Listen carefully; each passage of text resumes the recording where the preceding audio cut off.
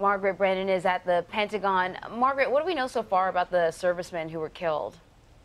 Well, what we know is that at least 4 of the servicemen were special agents with an Office of Investigations that's part of the Air Force. We know they were on foot, outside of vehicles, on a patrol at a point nearby Bagram Air Base, which is the largest U.S. military installation in Afghanistan. And they were on foot. We're not clear who they were meeting with, but they were at what is known to be a local meeting point, oftentimes with local Afghan officials. 2 of the other servicemen were part of the special unit there on the patrol. Margaret, why is the Taliban gaining ground in Afghanistan?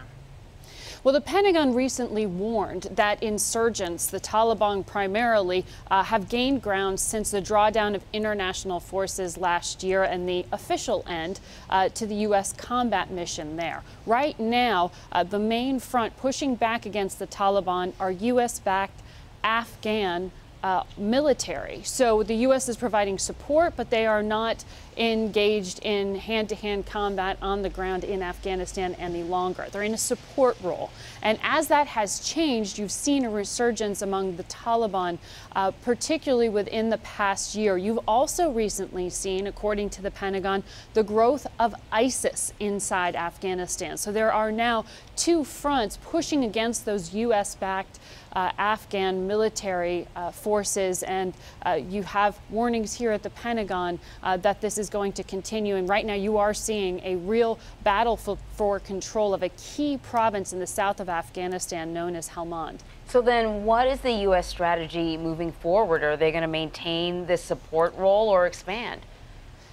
Well, this was a very tough question for President Obama, and he very recently decided to reverse course and keep about 9,800 U.S. troops on the ground in Afghanistan through next year. The original plan was to pull that back to just about 1,000 forces to be based at the U.S. Embassy. So the Pentagon has come to an agreement with the White House that they need more of a military presence in Afghanistan to support those Afghan forces and to really help stabilize the government in Afghanistan run by President Ghani, who has seen some threats to his control of the state. So the U.S. strategy, at least through the end of the Obama presidency, is to maintain the support role, but to do so with more military support than originally estimated. But basically, it's going to come down to the next president to decide whether this continues to be a war that the U.S. is involved in. It's now been